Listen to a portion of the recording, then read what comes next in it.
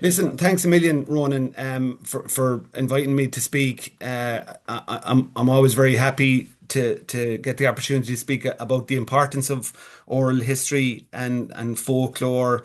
And usually, when I am talking about it, I suppose I do tend to be talking about the risks, or at least the potential loss, and that is something I think that has driven the collection of folklore for centuries. Back to Cormac O'Quillinan when he recorded words that were becoming obsolete in the 10th century, and which became Cormac's glossary. There's always been that sense of potential loss to our culture as generations move on, and of course that has intensified over the last century or century and a half. But I think we're at a time in Ireland now where the change has been such to our broader society that our oral history, and particularly our recorded oral heritage, you know, plays a potentially more important role, but equally the risks are maybe greater. So I suppose what I'll do is just talk through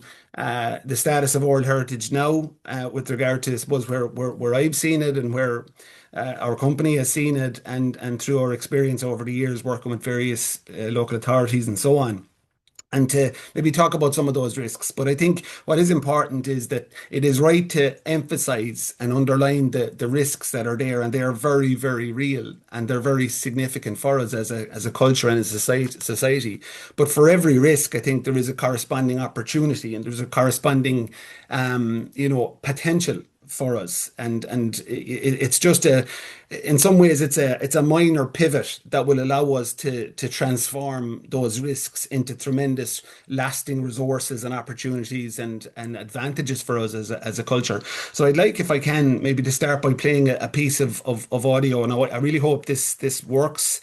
If it doesn't, you can tell me fairly quickly, and I can explain the significance of it. So I'm just going to play the audio. Hopefully it comes across on the presentation. If not, as I say, I can shift approach. So if you run, and maybe let me know immediately that you can hear it, and we'll go from there. No, no audio there, Tomás. Yeah. If I can figure that out, or maybe if you can send me a note, Ron, and we can see if we can get that going towards the end of the segment. But in any case, it's fine. We can talk through the significance of any piece of recorded audio. What you're looking at there is an image of Nora Canavan, who was born, as you can see, in 1908, passed away in 2016 at the age of 108. And when I recorded Nora, the significance, of course, was in the memory she carried. It was in the information she was able to, communicate. But more significantly, it was the way in which she spoke. And we sometimes maybe underestimate the significance of that in terms of recorded memory. Is the way people are speaking, the way they are saying things, can carry so much meaning if we're attending to it. And in some cases, even with Nora, when she was talking about her experience of the black and tans and her experience of that period of time, it was the silences, even her breathing had meaning, had significance. So I suppose what I wanted to do with that piece was to underline the importance of listening. Now, we're talking about recorded sound, but really it's our listening. It's our listening within the interview. It's our listening after the interview. It's our listening to a tape that was recorded 50 years ago, and how much we can engage with the material that has been documented, and how we can bring about that greater listening. And all of that is interconnected, from the way in which the material is originally recorded to the quality of it, but also to the way in which, very importantly, we engage the public with the material that has been documented. And that brings us into the educational realm. It brings us into the broader cultural realm. And the more we consider that, the more we consider how, a 2-minute piece of audio can have significance to one person because of its content. It can be of significance to another person because of its linguistic content. It can have another significance because of the personal meaning to a family or to a place, to a community. And the more we understand that, and the more we integrate that understanding into the way we let the material out to the public and encourage the public to engage with it, the more then we can strengthen our underlying oral heritage in a more general sense. I wanted to very briefly as well mention that within the piece of audio where Nora speaks about her experiences of the Black and Tans, she remembered a young Murphy boy. She was from North County Clare, from a place called, well, she mentioned Francie Murphy was from a place called Glan outside of Innistimon in North Clare. And she mentions the boy of the Murphys who was 15 years of age. And very briefly, Francie Murphy, who you see on the right hand side of the image, was shot through his own window in August 1919. It is suggested by British forces. But what it was significant was that his sister, Una, who was 19 years of age and who was right beside him in the family photograph that I have enlarged there to the right, she was in the house. She came down and held him while he died at the age of 15 beside his fire, his open heart fire. But I was on an airplane many years ago, and I encountered a man who we got talking as you do, and he explained how he was the nephew of Francie Murphy. And he further explained that his mother was Una, the girl who held him in 1919. And he further explained that in the 1960s, when Una was on her deathbed, 2 days into a coma, he was beside her and she came to, and she pulled down her rosary beads from behind her hospital bed. She kissed the crucifix. She looked to the foot of the bed and she said, "Francie, Francie, Francie."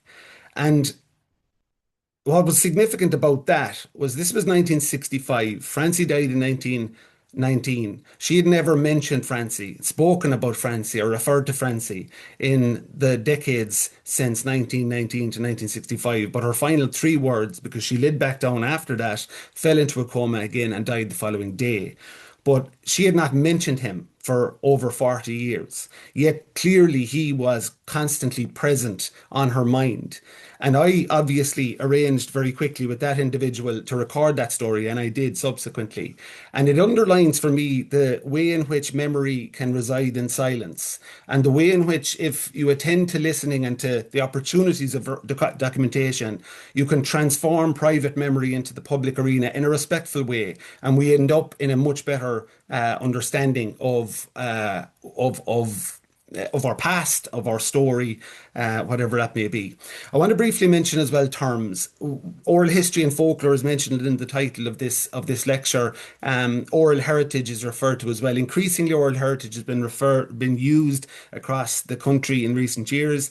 I subscribe to that use because I think it's a much more appropriate description of what we engage in, because yes, academically we can separate oral history as personal testimony, and we can recall oral tradition, that with which we inherit. We can refer to folklore as belief systems and aspects within all of that.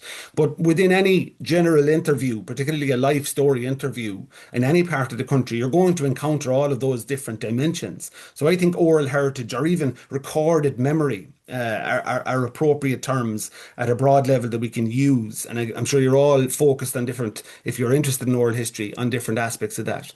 And briefly as well, the collectors of oral history are much broader, or oral heritage are much broader than we might think, because we can range, when we consider oral heritage to be recorded memory, from community radio stations who engage often with sort of life story type interviews, if not explicit oral history interviews, to commercial collections, whereby we're working, for example, with Bus Éireann at the moment, we're working with Intel Ireland, we're working with the Institute of Public Health as well in terms of oral history documentation.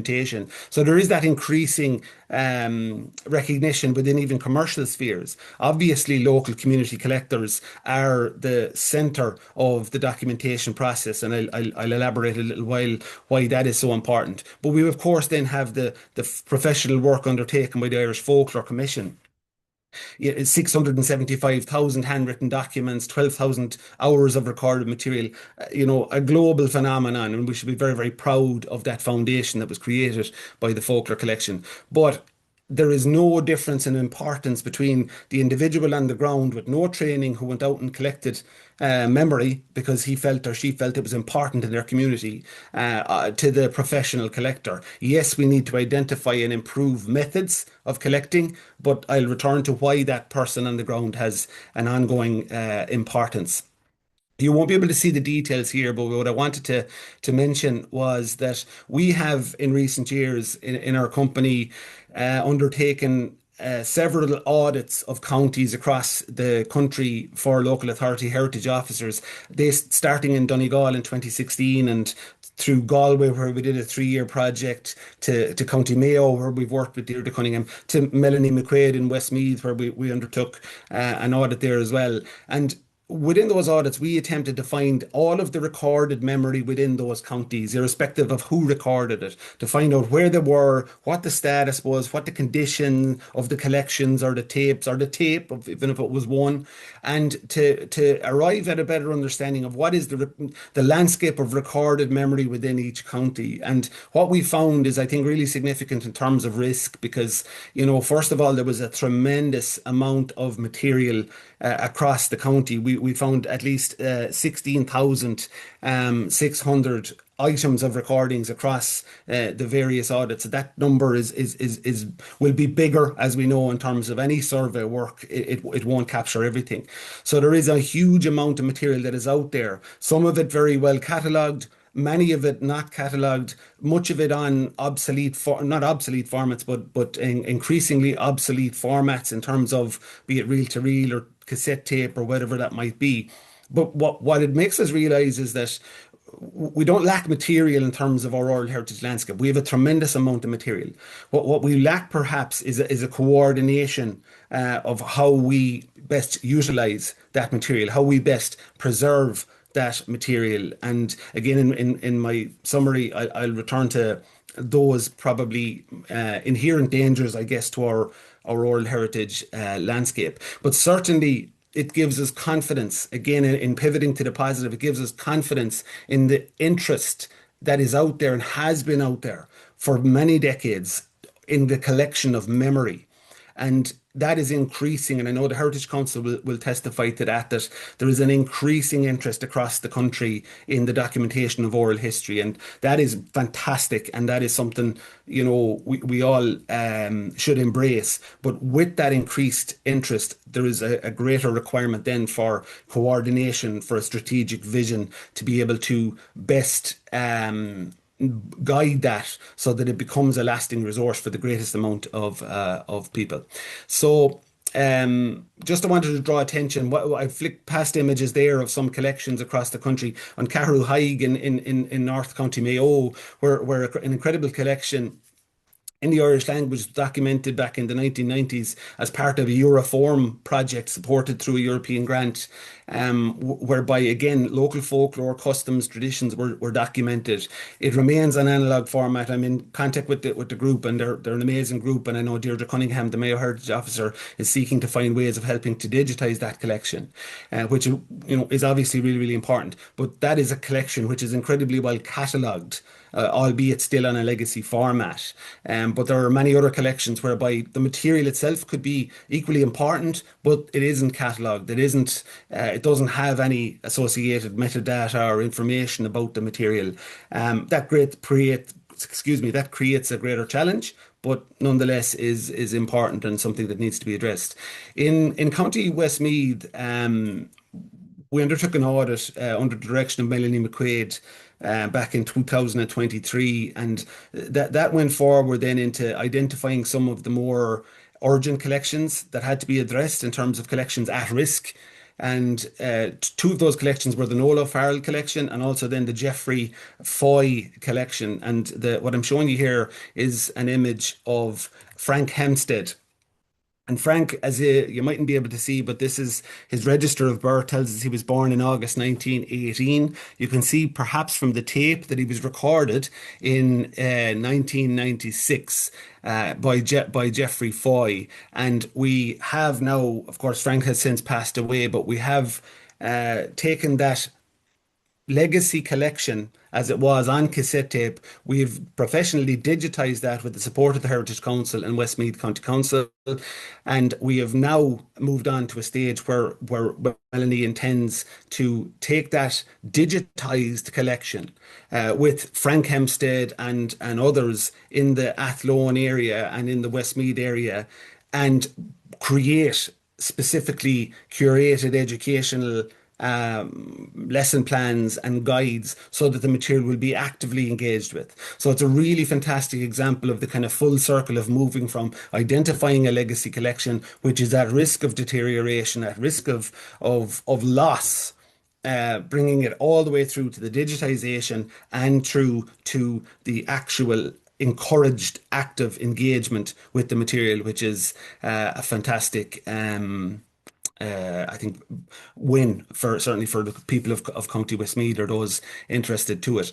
So there are five main risks that we would identify with regard to oral heritage, which are based, I guess, on a national understanding, based on a local understanding, based on the audits that we've undertaken, and on international observations as well. And the Oral History Network of Ireland and others would have similar, I think, realizations as well. But the first is the temporal risk, and to put very simply, time is everything when it comes to oral history because you're always facing that time imperative. It's usually the impulse that drove all folklore collectors down through the centuries, and it remains that risk, or excuse me, it remains that impulse because you want to collect, the memories of Mary Bloggs or Joe Bloggs because they're at a certain age, and we know the loss that is correspondent with the death of somebody of that generation. So that is always the drive.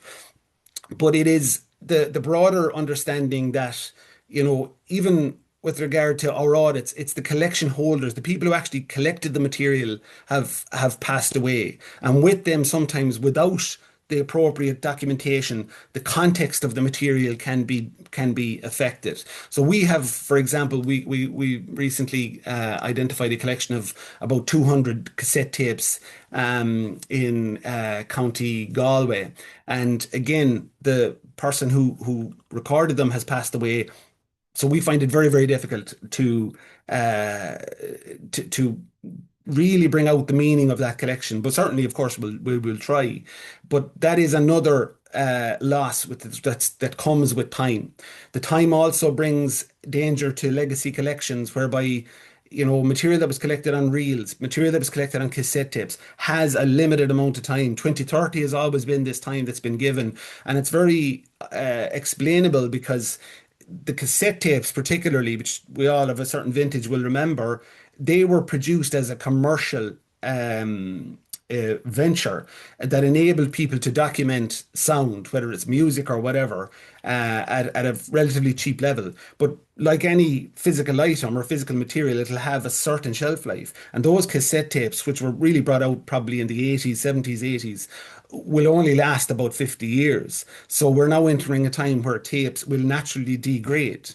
So there is an urgency with those to try and get those digitized, equally with reels. But I will say as well, with the even digital collections, if they're not properly catalogued or at least in some way catalogued, there is a danger with that as well. The second is the structural risk, and the structural risk, of course, relates to the reality that across the country, as I mentioned, there is this increasing drive and interest in oral history and folklore collection, but we need to have a strategy for that to ensure that in its location where it's collected right in terms of, in a way that makes it last and makes it preservable and makes it available to the public. That's not in any way commenting, from a top-down approach that these people don't know what they're doing. I never suggest that because I see a value in local collectors beyond most academic collectors because they understand the place, they understand the people. So it's just a slight pivot to ensure that the material is collected in a way that does justice to that understanding of the ground. The cultural risk, of course, is very significant because the material we're collecting, the information, the customs, the traditions, the understanding of the world is all the time for some people becoming more and more distant.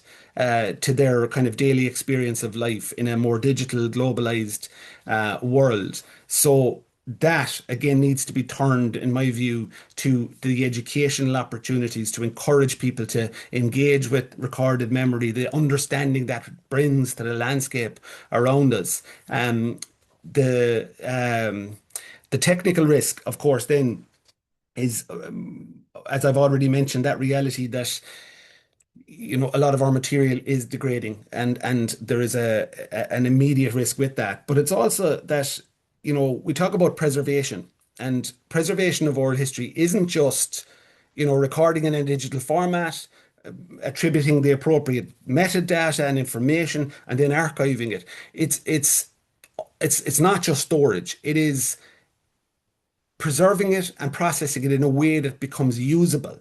Because so much material, we would have identified that at least over 80% of recorded collections and recorded memory across the country never gets played or has never been played since it was recorded, because there's this urgency to collect. And then there is this vacuum after that, because as long as it is collected, it's fine. The memory is there. But we really have to pivot now to engaging people to listen to the material, and we need to preserve it, or sorry, to process it in a way that allows that to happen. And the access risk then is, of course, follows from that. If you don't have material relatively well processed, I'm not talking about a really rigid form of metadata or processing or archiving, but a basic level that allows an understanding of what has been recorded, and how we can get some form of access to it at a certain point in time. Because ultimately, if it's valuable enough to record it, then it must be valuable enough for people to listen to it. Now, I'm watching my time, so I'm nearly there, Ronan. So just some key points. There is a conflation of interest in recent years. We've the increasing activity across the country, which is brilliant. We've broader recognition. Certainly, the Heritage Council has been brilliant in terms of its greater attention to oral heritage, certainly in recent years, but obviously for a long time.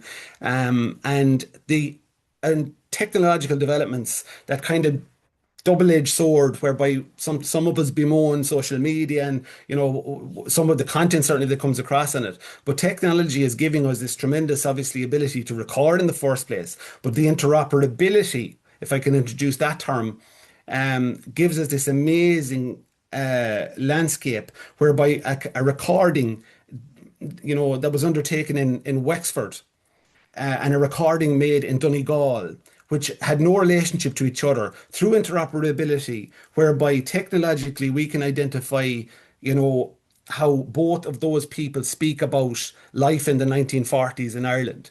And then those two interviews become something else. And if you imagine a landscape across the country where there are hundreds and hundreds and thousands of recordings and interviews, and whereby we can identify with greater processing how all these interviews speak to each other, whereby the patterns emerge across these interviews. All these individual recordings then become a collective memory, and a greater understanding develops.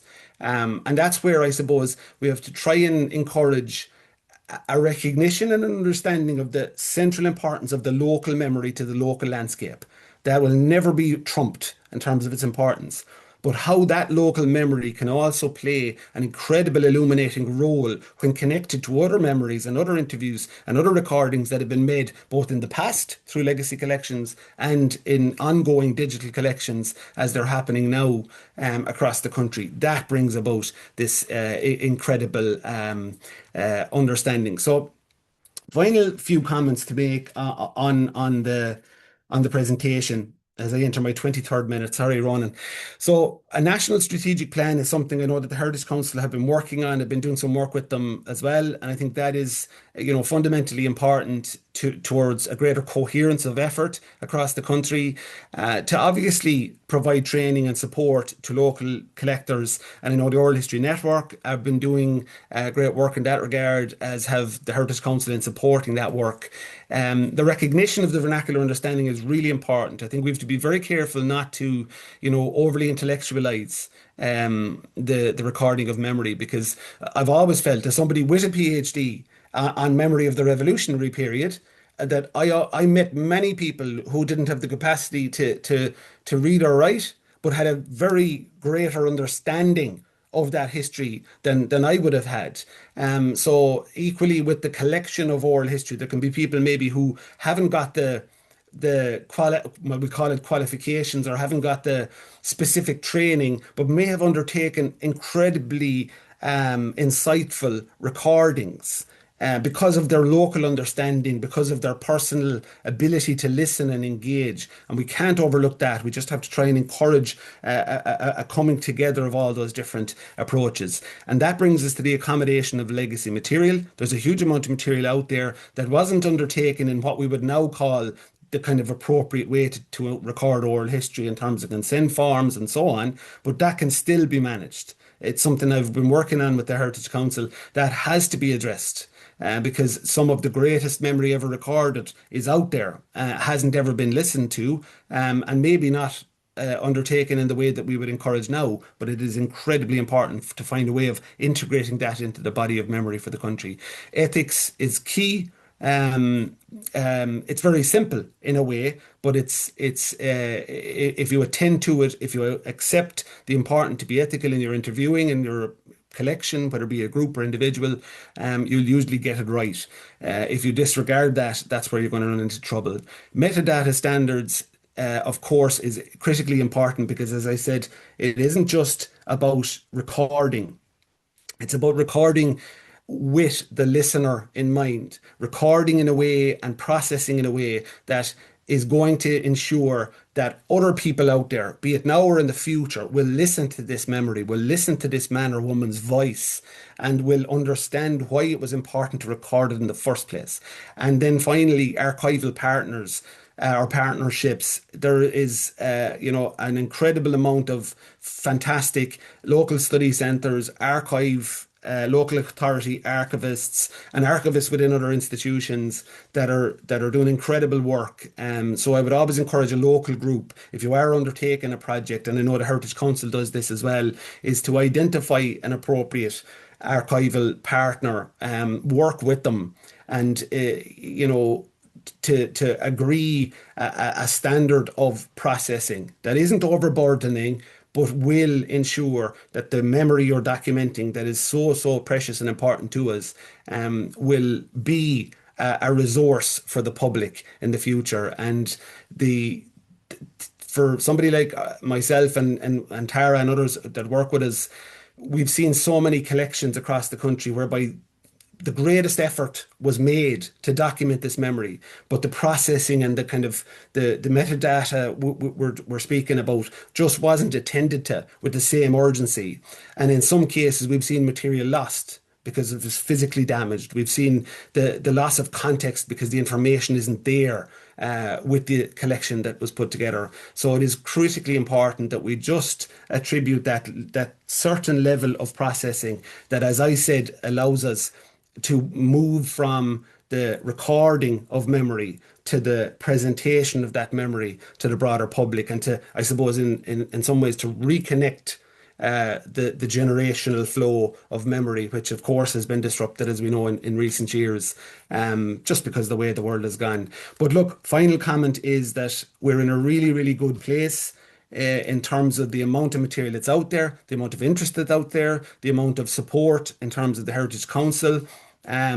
We can take that a good bit further, of course, in terms of greater cooperation, greater organisation, greater support, but a broad recognition that if the memory we individually recognise as important, is collectively critical for the nation, then we will start moving in a very, very positive direction. So apologies for going over the time, Ronan, but I'll hand it back to you there now, if that's okay.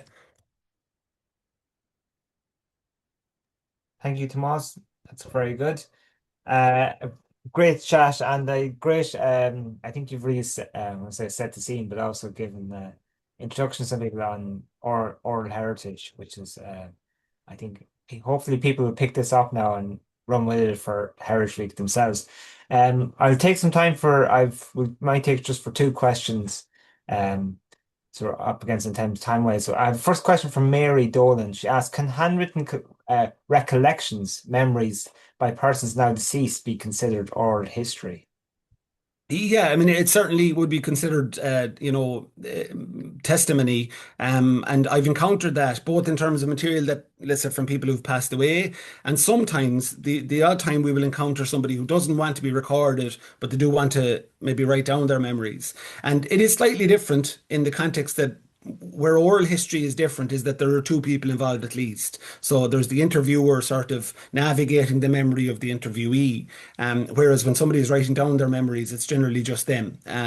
So it is very important. And if I encounter that, I will find a way of integrating it into the collection of cultural memory running. But it's like any of these things. If it's folklore, if it's oral history, if it's written testimony, they're all part of the cultural memory. We can technically identify how they're slightly different, but they're still important. So, while it wouldn't be technically oral history, it's definitely part of cultural memory and, of course, should be preserved. Great. And then another question here from Wendy, and it's about the practicalities of recording oral history. She says, when interviewing an older person, how does one best set up the session so they feel connected to interviewer and not conscious of recording devices? Well, first of all, I suppose in regard to that, it would be how comfortable you are with the device yourself. Because, if you're comfortable with the device, which of course you should be, then you shouldn't need to be too conscious of it.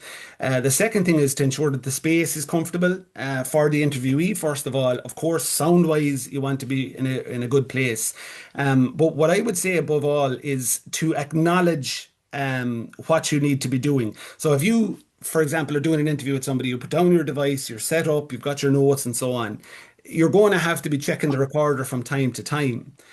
So what I find is it is better just to say to them, look, I'll be looking at this from time to time just to make sure it's right and so on. I'll be looking at my notes. Just pay no heed to me if you see me doing that. I'm only just keeping myself on track.